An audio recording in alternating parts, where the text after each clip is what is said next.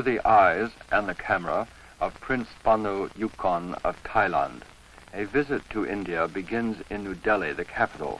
The magnificent government buildings are symbols of a modern nation with serious responsibilities in today's world.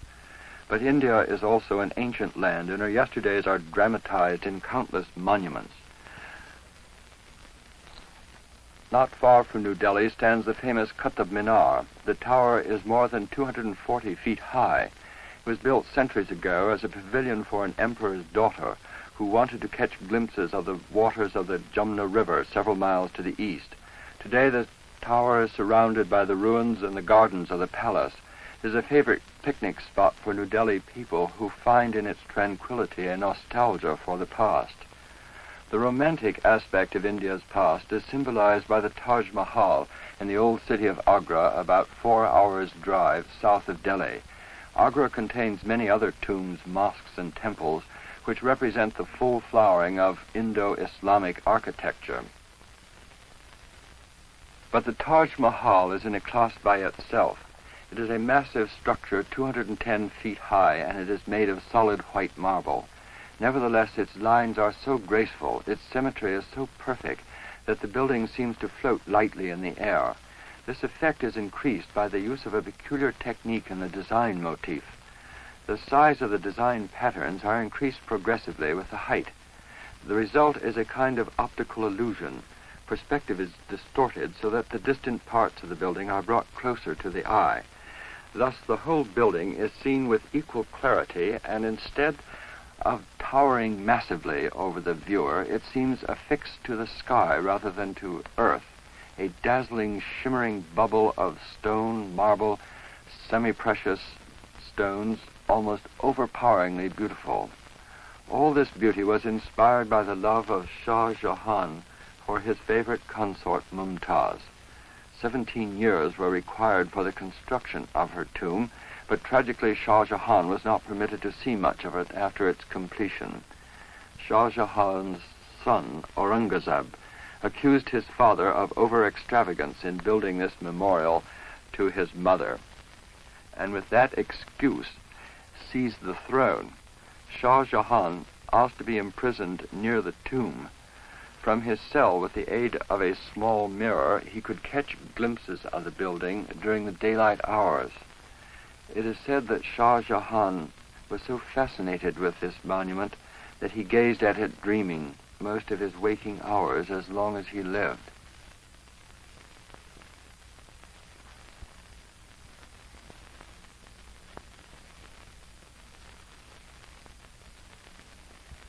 The Islamic architecture in India was preceded by the equally impressive art of the Hindus. Here are the group of temples called Khajuraho. The effect of magnificence and awe is created by an unusual technique. The buildings are deliberately meant to be heavy and massive. On the outside, almost every square inch is devoted to intricate three-dimensional sculpture. The carvings represent the secular aspects of life, particularly its violence and passion. Inside the temple, however, the stonework is severely plain. The idea is that the material world is filled with frenzy, confusion, and disquiet, but the world of the spirit, in God's house, all is peace and tranquility. This effect is achieved dramatically at Khajuraho, and the Hindu message of escape from the illusions and pointless motion of life is vividly communicated.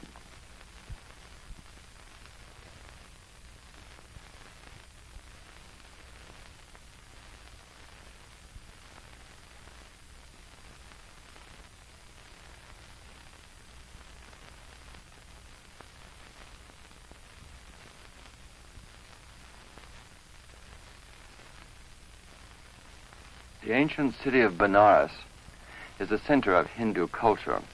For more than 3,000 years, great scholars have come to this city to study near the quietly flowing sacred river, the Ganges. Life along the river is as unchanging as the river itself. Its water is said to cleanse the believer of all sin and to help him toward achieving moksha, release from the wheel of life. Benares is a city of temples, many of them rich and famous.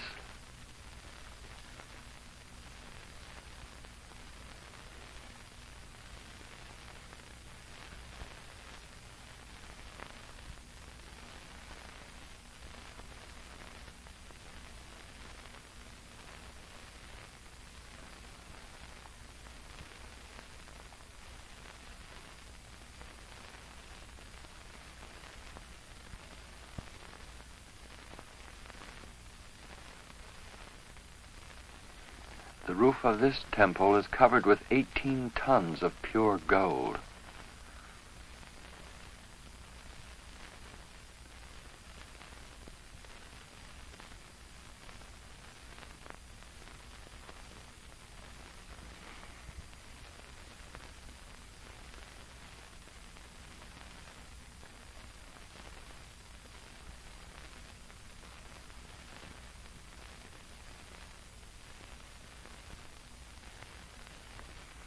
But Benares is also a city of thriving shops and busy people.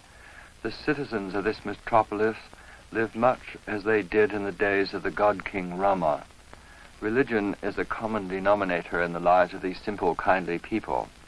The Hindu religion touches almost every aspect of their daily existence.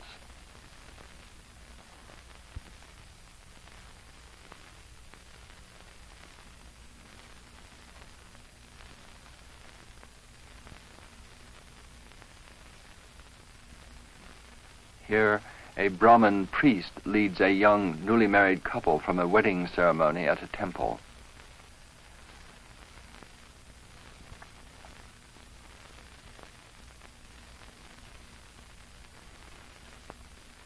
The temples of Benares attract holy men as well as scholars from all over India.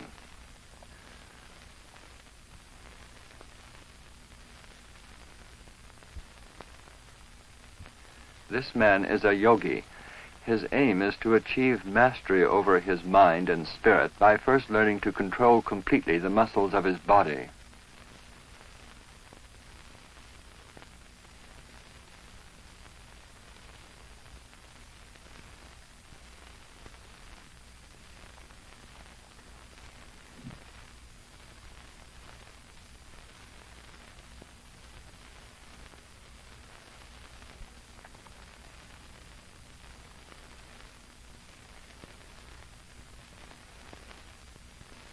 Even when we stand on his hands, he can turn his body completely around.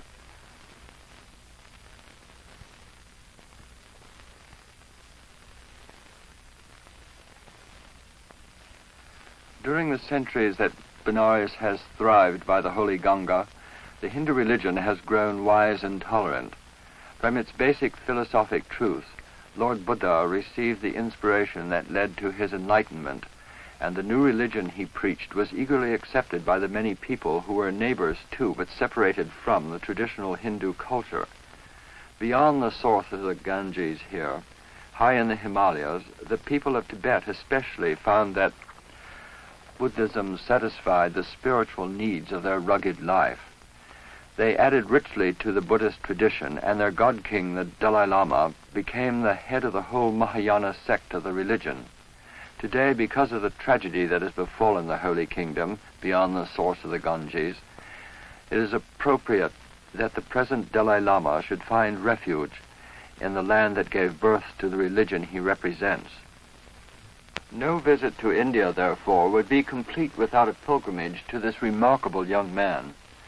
Prince Panu was given the honor of a private interview with the Tibetan god king. He brought a gift, and they exchanged the traditional scarf, which is a gesture of respect.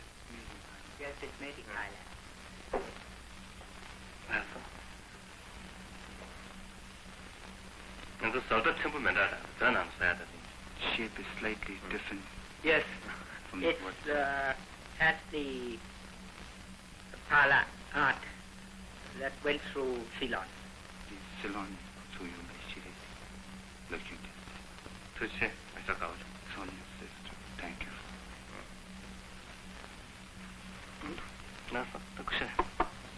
I like your holiness. Prince Panu asked the Dalai Lama to unburden his heart in a statement to the people of the world.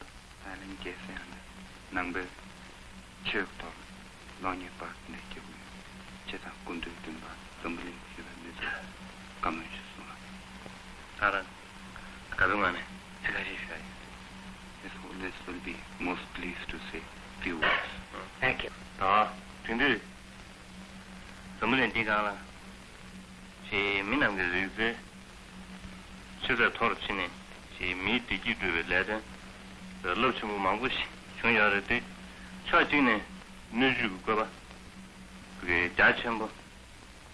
Man's progress in the field of science, His Holiness is saying, has enabled him to exploit nature for his welfare and happiness.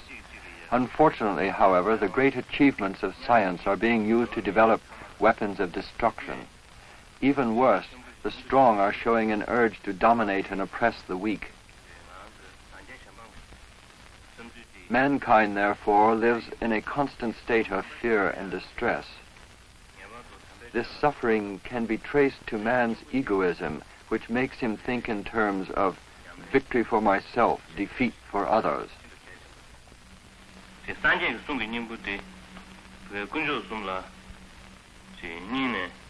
The only remedy for this error is a rededication to religion and a renewed practice of religious truth.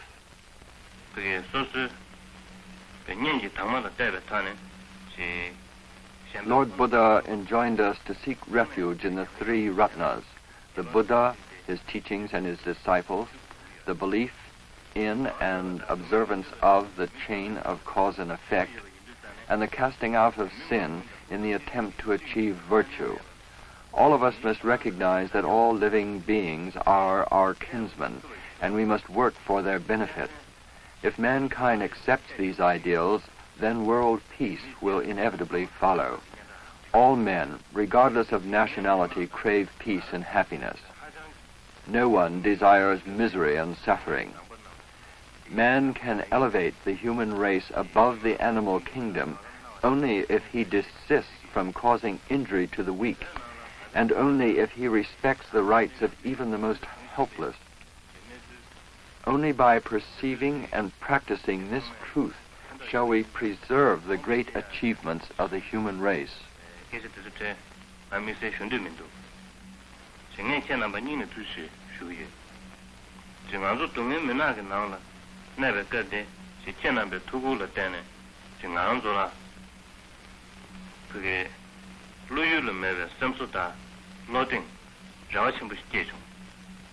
I take this opportunity to thank the people of the world, Buddhist and non-Buddhist, who have given help and sympathy to my people and to myself in this time of our sorrow and disaster.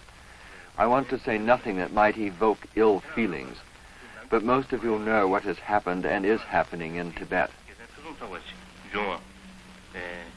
Your sympathy has given us, the Tibetan people and myself, great consolation, encouragement, and hope in these days of our suffering. Prince Panu then mentioned that the Dalai Lama was assumed to be a living Buddha, or God King, and he asked the young man how this felt. The Dalai Lama said, "What a remark! I am only a blessed follower of the Lord Buddha."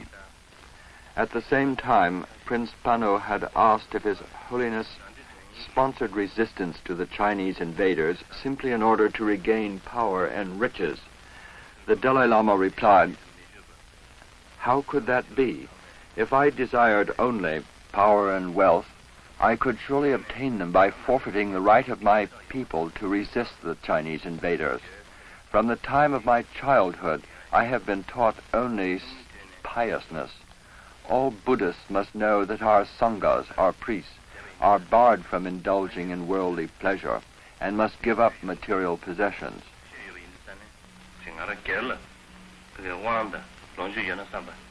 What are power and riches to me?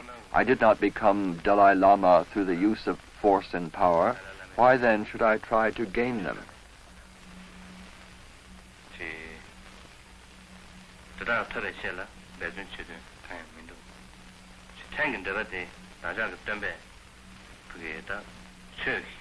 I want and I possess only the teachings of our Lord Buddha. As the leader of the followers of his teachings, the welfare of my people and my country are my responsibility. The accusation that I wish power and riches is only evil talk on the part of my enemies, the Chinese.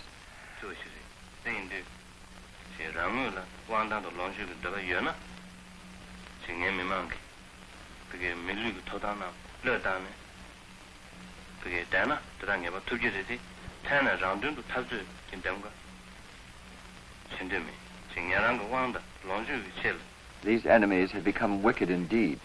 They have destroyed our homes. They have turned our guns on us. Our people live under great privation and suffering. Prince Banu asked next what His Holiness expected of the future.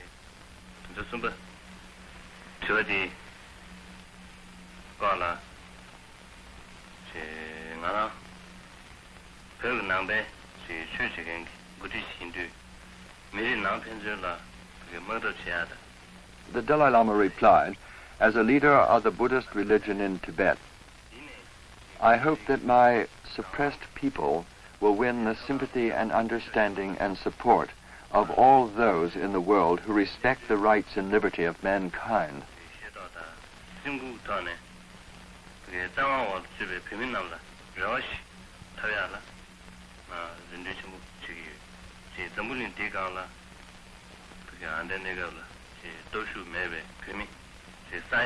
Please consider, he said, that there are only 9 million Tibetans, probably less now. This is only a tiny majority compared to the populations of China, India, or America.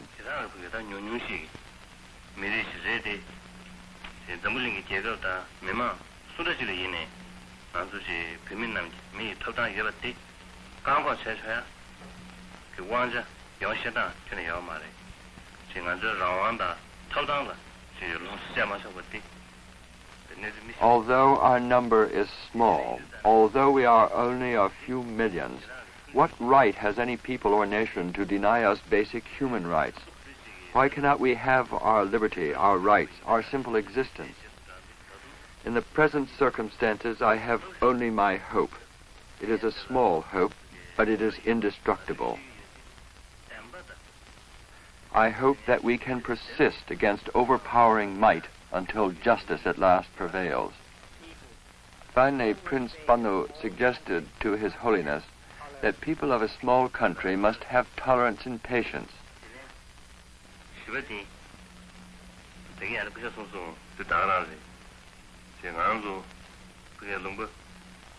The Dalai Lama's words in reply are, yes, I agree.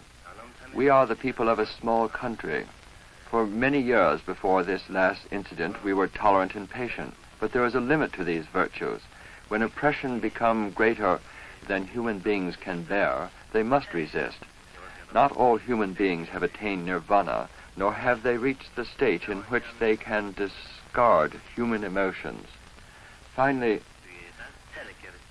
the Dalai Lama issued his blessing. I take this opportunity to thank the people of the world, he said, non-Buddhist and Buddhist alike, who have given help and sympathy to my people and to myself in this time of our sorrow and despair.